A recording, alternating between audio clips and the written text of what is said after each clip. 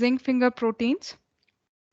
So what we have seen so far, especially in transcription factor 3A. So in the first lecture of zinc finger protein, where we saw transcription factor was isolated from Xenopus laevis, and basically this transcription factor was characterized, meaning that was shown that it binds to the internal region of 5S DNA, right? So this transcription factor, what they isolated from frog, that was able to bind the specific region inside the DNA, and that was 5S DNA.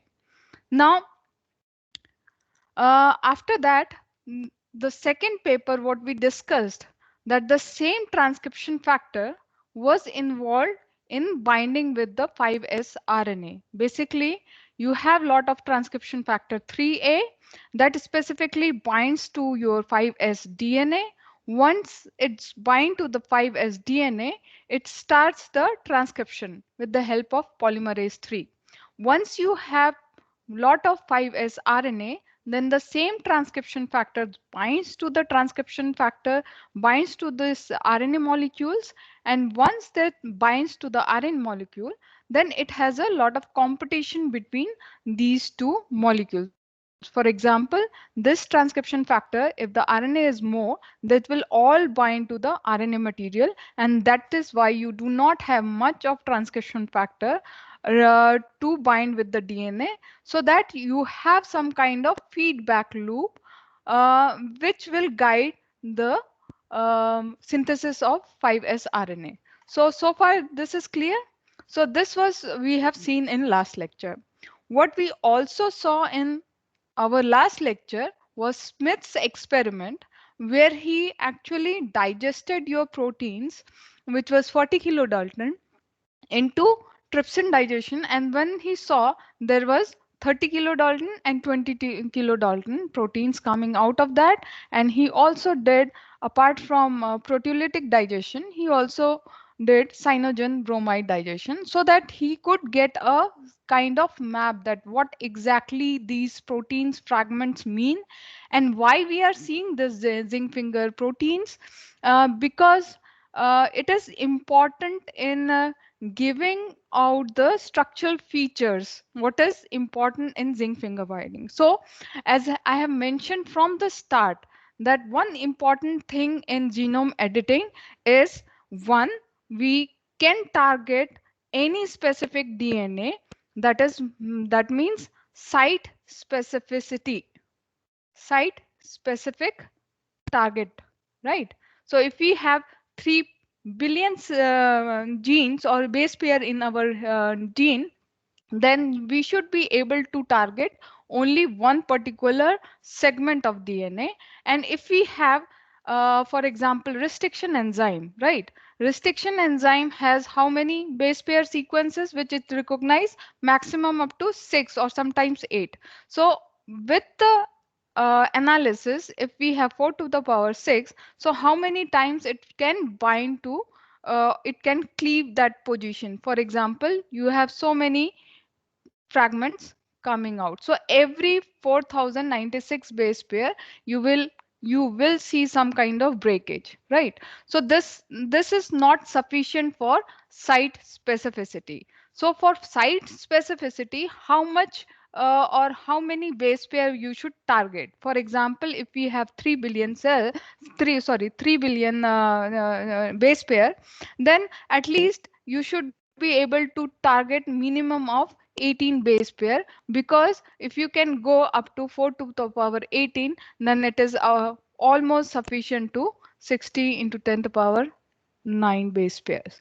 So for example, so far we have seen restriction enzyme, and even if we link, for example, up to 4 to power 9 base pair in some cases, or we have seen in homeodomain, right? The specificity was 7 base pair to the specificity. So it is not sufficient until that. So what we are targeting, one, with the genome editing, site specificity, and second, the accuracy Right amount. There should not be any off target. So this is what we are dealing with, and easiness. So slowly we will come to those factors again.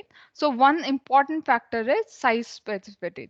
And in that respect, we are talking about zinc finger proteins or zinc finger domains, when this zinc finger domains was identified from your transcription factors. So this is the reason why we are looking into transcription factor of these Xenopus laevis, which was isolated from Xenopus laevis. So what experiment now Smith performed here was your this kind of mapping, and from this experiment he was also able to show which of these fragments were still able to bind your 5s DNA. So up to 30 it was able to bind, even 20 kilodalton was able to bind some portions of your 5s DNA. So you have 5s DNA binding pattern which is still present here, here, and obviously total amount of binding efficiency was found in 40 kilodalton protein. So I hope this is clear till now. So what we have discussed from last two lecture. Now for today's lecture we will start with this kind of paper. So after this paper, one important discovery was done by the one new graduate student. So his name was Miller. So for example, he is Miller, and he started studying your transcription factor 3A. What he tried actually, he wanted to purify 7s RNP. So you know this is a 5s RNA, and there you have binding of this protein of transcription factor. So this is the molecule of 7s RNP, and he wanted to actually purify this to study this transcription factor and behavior more in detail. So to his surprise, when he was able to isolate this 7s RNP, what he found that lot of proteins got dissociated. For example, he was not getting the entire protein and the yield was very less. Now, what he was following the protocol was contained from the earlier protocol, earlier published protocol. And when he saw in his buffer, he found that it had DTT and EDTA. So basically, if you see the content of this buffer, so basically you have DTT, which is a strong reducing agent, and mostly it is used to reduce disulfide bonds in proteins. So this is clear. And then second material what was there in the buffer was EDTA molecule. And EDTA is known to sequester many metal ions, and these two things was present in the buffer. So what he saw that whenever he performed this experiment including these kind of material or agents in his buffer, he got dissociated proteins or inside this protein. So what when he was purifying this over gel filtration column in the presence of small amount of DTT, and DTT again is a reducing agent, and this inside the purification upon your 1 molar DTT concentration, the separation gave him two entire different fractions. One was for entire purified protein and second was your RNA. So he was able to separate these two molecules with the presence of reducing agent. Right. So when he saw this kind of result, so he thought that whether is it possible to use other kind of reducing agent and able to separate these two molecules. With this idea, he again did perform the same experiment, but this time he used a very strong reducing agent, namely sodium borohydrate. So when he used this strong reducing agent, sodium borohydrate, to his surprise, this whole complex of 7s RNP was not able to give him two different fractions, right? So he was able to get only one fractions with the bound protein. Now, what he suspected from this kind of analogy, that he suspected that probably reducing agent is not holding your proteins together. That means your cysteine bonds, for example, reducing agents mostly, sequesters or reduces SH bonds, and it doesn't allow disulfide bonds to create. So when he saw these kind of result, he saw that basically reducing agent doesn't have much to confirm much into the structure of your proteins, so it is not dissociated. At the same time, another scientist, namely your Lewis and Lamely, were working on metaphase chromosomes. So when he saw this result, he was surprised and he was looking into a lot of literature that what could be the reason, right? So he found this article from Lewis and where they were working on metaphase chromosome. So when you think about metaphase chromosome, these chromosomes are highly condensed and you have lot of histones in metaphase chromosomes. For example, I'm just drawing a representation. So from this chromosome, he deleted or isolated lot of nucleosomes. So when you take out this deleted nucleosomes, what you are left with basically scaffolds. So this is called scaffold. So basically you are dividing your chromosome with your nucleosome proteins, and when you have this protein, mind you, you are only deleting nucleosome proteins, but other proteins are still there. And when you delete these nucleosomes, then the chromosomes are actually getting dissociated. That means it is getting disintegrated. So they wanted to check, Lamely, whether this dissociation can be preserved by any metal ions. So what they did, slowly they started adding one by one small amount of metal ion. For example, this dissociated chromosome, here I am mentioning it as a scaffold. So they incubated it with the help in the presence of zinc ion, or they incubated it in the presence of cobalt or any other ion. So in the presence of all this ion, these were not able to reassociate or give as an integral total protein. So this was still dissociated. So they were not able to give the whole structured or reversible stabilized protein. So but apart from this, when they incubated the scaffold chromosomes in the presence of copper ion, they were able to get very stabilized chromosomes.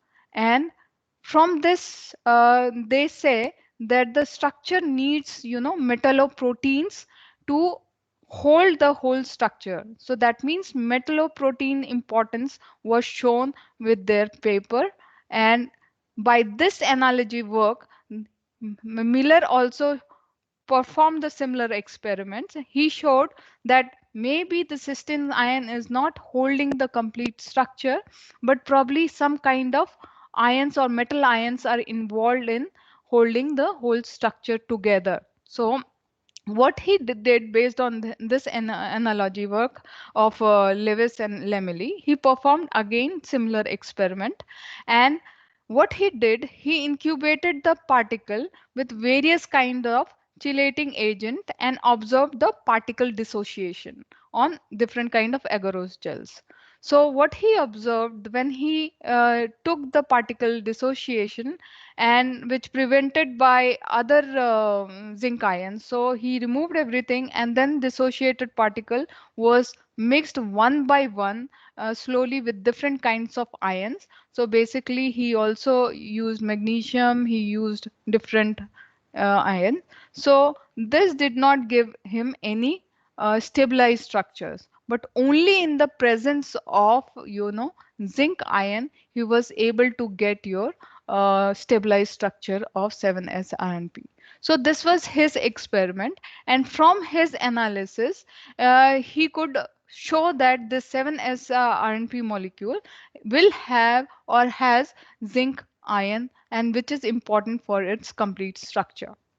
Now, when he was doing this whole kind of studies, already from any some other group, for example, another scientist, namely Hannes et al. I have not included his paper here, but he already in 1983 published a paper saying that 7s-RNP molecule contains zinc ion, and the ratio what he gave was 2 ions per 2 zinc ions per molecule or per 7s particle.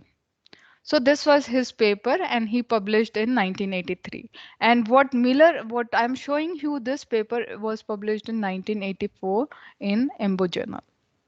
So from this paper, he was really disturbed. But one good thing was that Miller was very methodical, and this analysis of Hannes, that 2 ions per 7s particle seemed very less for the Miller, because he knew that what he used for his buffer. So when he looked into the buffer of Hannes, he saw that he has used DTT ions, and you know that DTT ions has very high binding efficiency or constant for zinc ion. So because of this reason, so he performed again the similar experiment, and this time he was very careful. And what he did, so Miller repeated this whole purification step on undissociated 7s particle, and this time he did not included any DTT ion, and he took great care to ensure there is no contamination in this purification processes. So what he found here, he found that the native 7s particle or 7s RNP particle contains up to 7 to 11 zinc ions. So from his analysis, he could see that there was 7 to 11 ions from this per molecule of this transcription factor. So this was consistent with the proteins was the known large number of, by this time when he was doing this, by this time another scientist named Ginsberg, so he was using same peptides, that is 30K and 20K peptides that was produced from Smith experiment, and he was doing protein synthesis on that, or wanted to find out the amino acids from there. So from his experiment, it was also found that these molecules have high amounts of cysteine residues and histidine residues. So from, and we know that cysteine and histidine are good, ligands for your zinc enzymes and other proteins. So a lot of cysteine and histidine molecules here. So this is what shown here, cysteine and cysteine molecules were present. So based on this, then further experiments he performed. He wanted to analyze that what happens, and exactly like Smith. So this time he incubated the whole protein transcription factor into long digestion. So when you see here, so earlier Smith had digested up to 3 to 4 hours maximum.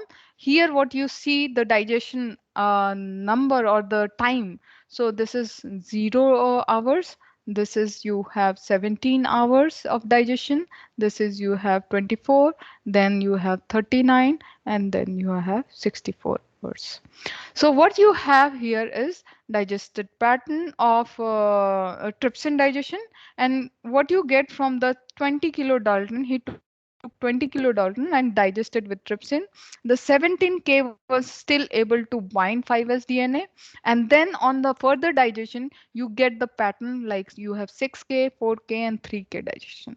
Even after longer digestion, like even after 64 hours, you see some limit, this is called limit digestion, you still see 3K pattern, right? 3K and say 4K and 6K, still you are able to see this. So this was his trypsin digestion. Then he further incubated the same protein into chymotrypsin digestion, which gave him very typical kind of doublets. as shown here in this molecule. So you have one kind of doublet here, then you have another doublet coming from this direction, and then you have this doublet. So these doublet, if you study properly, then the spacing between these two was around 3K or 3.5K between these doublets, right? So from this whole trypsin and chymotrypsin digestion, it was found that there is some kind of periodicity involved in this proteolytic digestion, and there is a persistence of small fragments even after prolonged digestion that you have seen here up to 3K, and there is even persisted, and that results into a periodic arrangement of small some kind of protein compactness or domains are still present. So based on this periodic intermediates and persistence of small fragments, basically it was shown that you have some kind of compact protein domains inside this 30 kilodalton or inside this transcription factor is there. So therefore, the observation what Miller produced, for example, he saw that you have up to 7 to 11 zinc ions, and then second you have some kind of periodicity. So if we match these two, for example, here 30 kilodalton, if it is arranged in the periodic arrangement, for example 3K is the last one.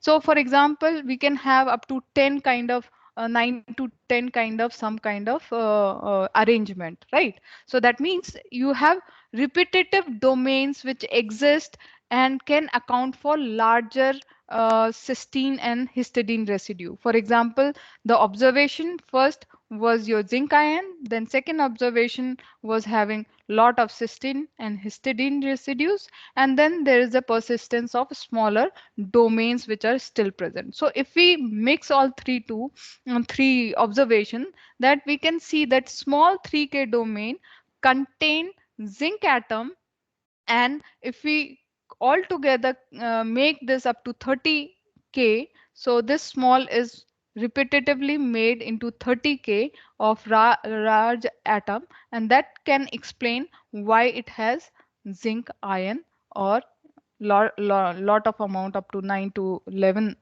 zinc ion present in this. So this was kind of explanatory, and then we go further in detail. So once he saw this kind of periodicity and these kind of observation, the next obvious logical reason was for him to find out whether these amino acid of transcription factor or the fragments which he had 30 and 20 kilodalton smaller fragments, what kind of amino acids do these fragments have. So for this, he referred another paper from Ginsberg, and as I mentioned before, Ginsberg by this time had obtained cDNA clone, and he also had these fragments of 20 kilodalton peptide and 30 kilodalton peptide from the Smith experiment. So what he did, he performed N-terminal sequencing assays, and what you see here is the cyanogen bromide picture that we explained in last lecture. And from this, he performed N-terminal sequencing assays, right? So over this time, he was able to show that these factors contain lot of histidine and lot of cysteine ions, as you can see here, cysteine, histidine, and that too, this is not only presence of cysteine and histidine, this presence is more or less in a regular pattern form. Basically, these are after particular spacing. Every time this occurs exactly after particular spacing. So this was the very interesting observation after your sequencing experiments. So now after these amino acids were found inside the fragment, so a lot of investigation further was done by your Mac, the second author of this paper, McLachlan, and he was important for the computer study. So based on the computer analysis and based of the amino acid sequences that is arranged in the transcription factor, he actually made such kind of arrangement so that all the sequences come in some kind of format. For example, you can see here in this format, what you see here is the very important study And this paper is referred every time the zinc finger proteins are mentioned. So you can see the importance here. So what you see here is the N terminal. From 1 to 12 you have amino or N terminal domain. So N terminal is 1 to 12. And then apart from that, from 277 to 309 up to here, you have a lysine rich domain. As you can see here, lot of K sites are coming. And apart from that, you have the C terminal, some kind of aspargine domain coming here. But the most interesting part of this whole structure comes into this domain. So what is called as the central domain from 1 to 9. So I will explain this here in detail.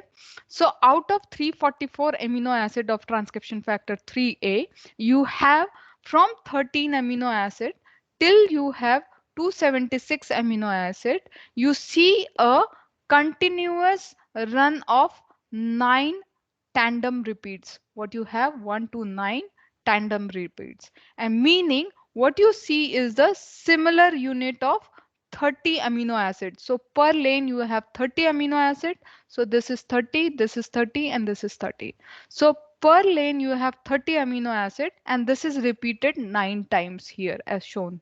So out of this 30 amino acids, you have invariant amount of cysteine. For example, you have first cysteine here, second cysteine here, and you have first histidine here and second histidine here.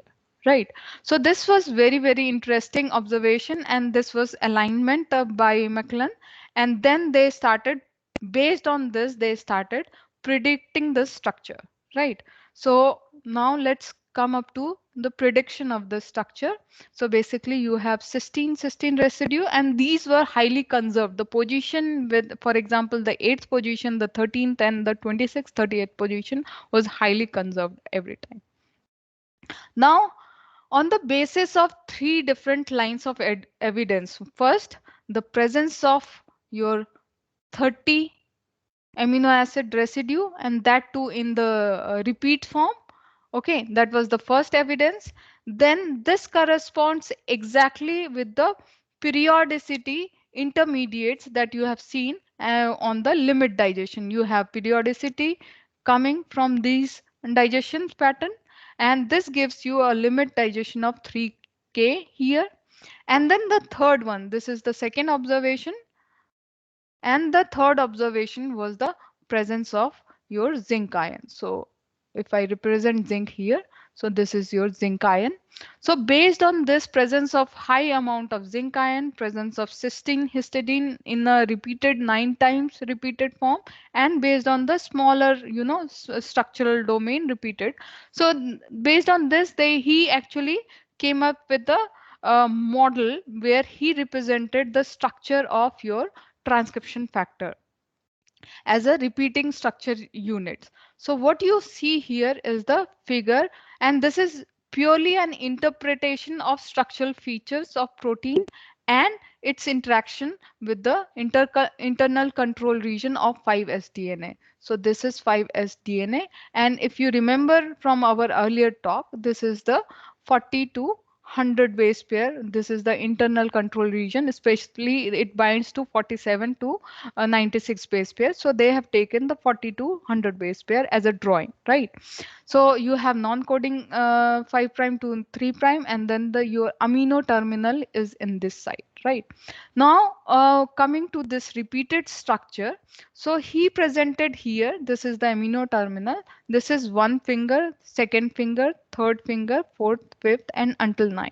So basically you have 9 repeats, and 9 repeats are shown in this 1 to 9 from your 13 amino acid till your 276 amino acids here.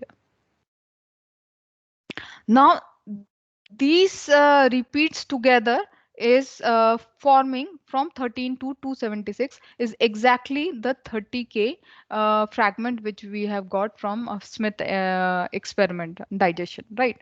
And from 13 to where is the pointer? So from 13 to the sixth one, for example, here you have 188 amino acid. So this one is forming your 20K fragment of the total 40K fragments. Apart from that, you have another domain of 10 kilodalton, and what you see here is your polymerase factors. So regulatory factors, for example, promoter region or so. So with this kind of structural figure, he actually mentioned that this 30 amino acid residue is forming one kind of finger-like of domain. So this is finger-like of domain, and this finger-like of domain is independent in structure because within this structure is held by zinc ion. If you imagine this individual structure is held by zinc ion, and individual structure, this is tetrahedrally important because zinc ion is held by your two cysteine molecule and two histidine molecule, and by that internal things are repeated several times, and these by making this kind of structure it is able to bind your double stranded DNA. Here it is able to make a contact, specific base contacts. So this is very interesting because before this, none of the interaction was shown like this kind of structural unit. I will come to it in a few seconds. So for example, they said that out of 30 amino acid, it was proposed that 25 amino acid are known in forming your structural region, and apart from that, 5 are used as a linker. So this 5 amino acid is used as a linker domain. So here also here. So basically you have 25 main amino acid of the repeats which is forming your structural domain. And these structures are actually forming individual domains like this. So this is the what you can zoom in of that individual domains, and when you see this individual domains are tetrahedrically binding is done by your cysteine domains. So you have first, second, and then two histidine molecules are there. Then apart from these two conserved cysteine and two conserved histidine, there are other conserved amino acid present within your 25 amino acid, or so to say 30 amino acids. So one is at position number 6, you always find either tyrosine or phenylalanine. So here you have one hydrophobic amino acid. Then the second hydrophobic amino acid you always find at this position number so to say 17. And then you have third hydrophobic amino acid at position number 23, that is leucine. So apart from these four amino acids, another three important hydrophobic amino acids form the cluster, and because of that it stabilizes the whole structure. Basically the first stabilizing factor is your zinc ion, and based on that you have hydrophobicity, right? So let me remove this now. So you have altogether 7 conserved amino acid: 1, 2, 3, 4, 5, 6, and 7. So in one 30 amino acid, you have 7 conserved amino acids, and apart from that, you have several polar domains as shown here, and these are not conserved, but these are highly important in site specific contacts which are made with the double stranded DNA. So here by this domains or by this black boxes shown here, it is making contact with the DNA which it binds to the 5s region. So here also you have linker domains, and some kind of contacts are also made in the linker domain. So this was the main observation from Miller's experiment, and it is highly important because it gave for the first time that some kind of structural unit are independently present, and this can be repetitive number of times to make a full repetitive structure to bind with the DNA. Now coming to the important domains. So apart from, as I said, cysteine, you have tyrosine at position number 6. Then you have phenylalanine, and then you have leucine domains present. And apart from that, what you have here, 1 to 5, is your linker domains. And especially when you see, especially linkers, either it is formed at TEGK or TEEK, something like that, EEK. This we have also seen in the Fock domain. So the linker is always something like that. And the important thing for the linker, so basically people can artificially generate linker with the help of glycine, serine, glycine kind of amino acid residues, and they can modify this kind of linker. We will also come to this why it is important, right? So from this whole experiment, two three things came very novel from this kind of study. One, that out of 30, 5 are formed as a linker, and this next 25 is forming your independent structure. So this independent structure has 4 conserved sites, 2 for cysteine, 2 for histidine, and apart from that, 3 more sites are conserved for hydrophobic amino acids.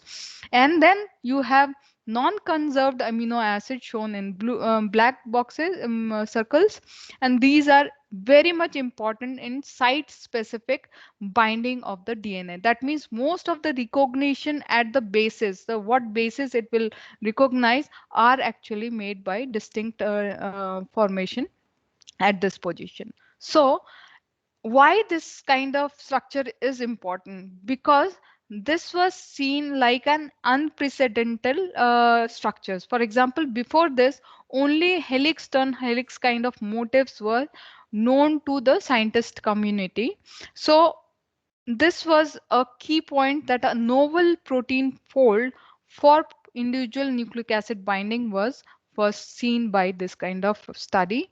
And this was novel because the principle of DNA recognition, for example, first time somebody was showing that the structure, for example, like a finger domain, was used to contact the DNA. And before this, only the distinct formers were DNA contacts was known by the helix turn helix motifs. So this was a very key point, and the study actually made this. So with this, I have summarized the Miller paper and all the studies what he performed in his paper. Basically, he did the first, he compared his study from the earlier transcription factor and the purification material.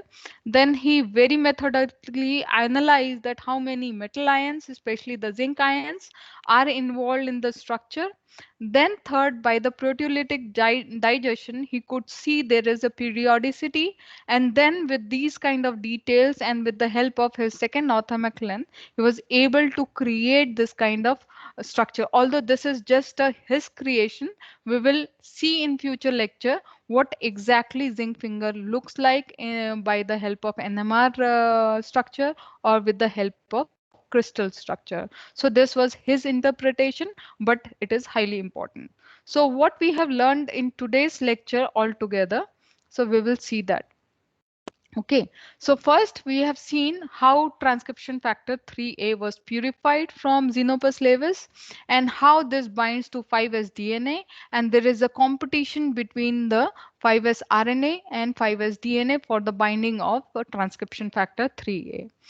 Now, from Smith experiment, we have seen that it shows 3 structural domains, and when you even further incubate in the proteolysis digestion, the further limit digestion holds up to 3K fragments. That means even after prolonged digestion, you still get this 3K fragments, which is important. And then from Miller's experiment, he showed there is a kind of repetitive kind of binding domains. So this is repetitive or periodic binding he has shown.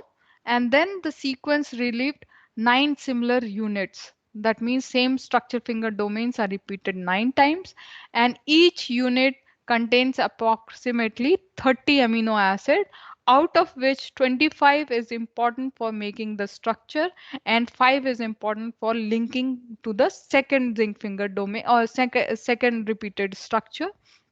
So uh, yes, out of 30, then 2 invariant pairs for cysteine and histidine we have seen.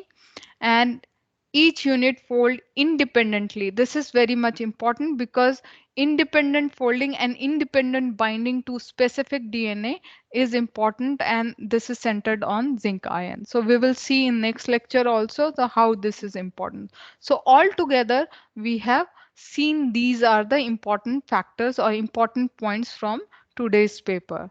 Now I hold close this lecture here, and this is open for questions. So we have around 20 minutes for questions. So if you have things to ask, we can go answering about the questions. Okay. This is it for today's lecture from my side. Is it understandable, today's lecture? Was it understandable? Surbi, yes, please. Yes, ma'am. Good afternoon, ma'am. Good afternoon. Yes, ma'am. So, ma'am, I didn't understand that what is the significance of showing that 3 kDa fragment that is present even after prolonged digestion?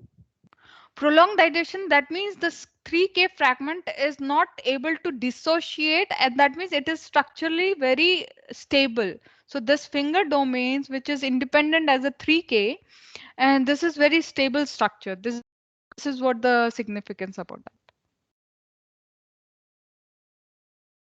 So that means it is not digested by any kind of, proteolytic digestion. Ma'am, so why it is not being digested? Is there any specific reason? So if you see the structure, so this is totally, for example, if you see the complete structure, right? So let me show you here. So chymotrypsin, can you say where exactly it is binding? So this is somehow protected by the whole structure when it is bound to the 7S RNA material, 7S DNA, right?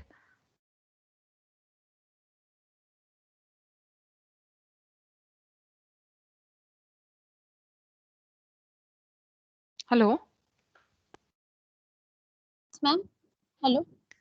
Yes. So can you say where exactly this chymotrypsin actually chymotrypsin digest? Yeah, at the aromatic amino acids, so that F site Yes. it will cut and the tyrosine site. Yes. So, but somehow this whole thing, so basically with the help of zinc ion, and you are saying that it will cut the hydrophobic sites, or which sites it will cut? Yes, aromatic amino acids. Aromatic amino Chymotrypsin will acids. cut aromatic amino acids. Okay. So basically it will cut to you are saying the tyrosine site, right? Yes, ma'am. Okay. So after that also they have the protection, but I can exactly check why it is protected, but to me it seems that the whole thing is the binding to this domain. It doesn't allow the whole structure motifs to be exposed to the chymotrypsin site, right? So this whole domain is kind of intact even after prolonged digestion. This is what I would predict. Okay, ma'am. So maybe the reason can be the binding of zinc ion will be preventing the digestion. It is holding the structure completely intact. Yes. Okay, ma'am. Fine. Aishwarya? Ma'am, this is in continuation to Surbi's question. So, can the presence of like these many lysines, like positively charged lysines, prevent the digestion? Oh, lysines. Because if you look at the structure following phenylalanine, there are also lysines present. Let me see.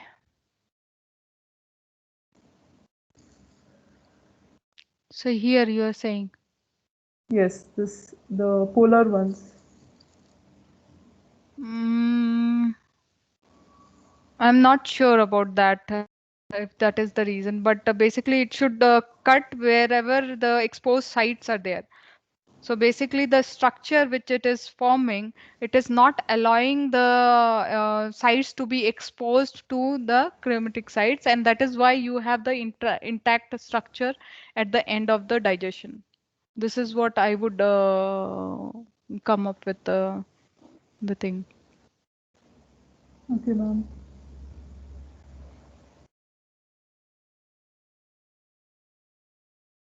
But I can check again on these questions because exactly in detail, like what else was done in this experiment. I have not gone through the methods exactly, but the whole gist I have explained here. So what was the reason and where exactly the basis? So there are other pictures of histograms in this paper that I have not seen exactly what they have done in the paper, right? So maybe I can check and come back to your question again.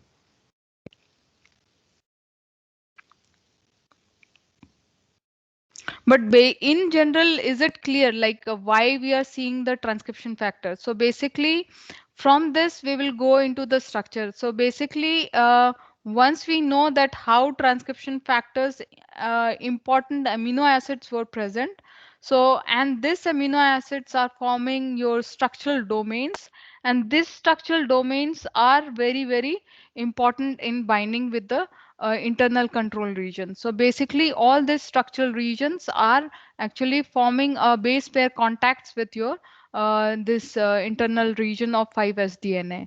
And because of that, you have a unique way of sequence specific binding. Basically, independent independent structure or motifs will bind specifically at one site of the DNA sequence. And just a minute. So basically, this is the importance of this structure. And slowly, they were able to figure out that what are the important amino acid which actually binds to specific DNA. Because slowly we are moving towards the site-specific binding of with the DNA, right? So why we need that? Because we need at least um, 18 base pair very specifically that can be synthesized or modified, and after binding to that 18 base pairs, it is unique enough. That means we can target our protein of interest or target our gene to cut exactly at that position. That means only once in the entire genome of containing 3 billion base pairs will be cut only once, and once it is cut, that means you do not have any off target effects. That means not any other specific regions are cleaved by that process. So that is where we are going further with this zinc finger proteins.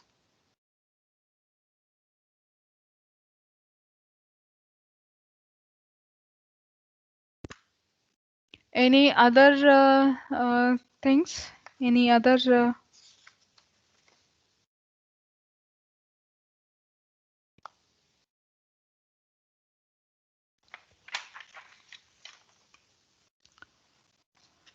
So if there are no, this is very important towards your whole zinc finger subject. And then next lecture also, because in next lecture we will be talking about your structures, and subsequent lecture we will be talking about how the zinc fingers was linked with your fork enzyme to create artificial enzyme, namely ZFN. So ZFN is zinc finger nucleases. Okay. So, any other doubts? Because there were some doubts about lecture number 4 till 8 that I can discuss at some lengthy times. Like if I get some more time, that then we can discuss about that.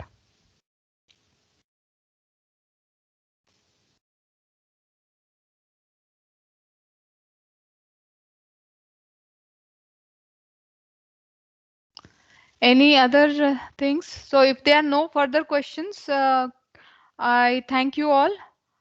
And then we will see you on tomorrow's lecture.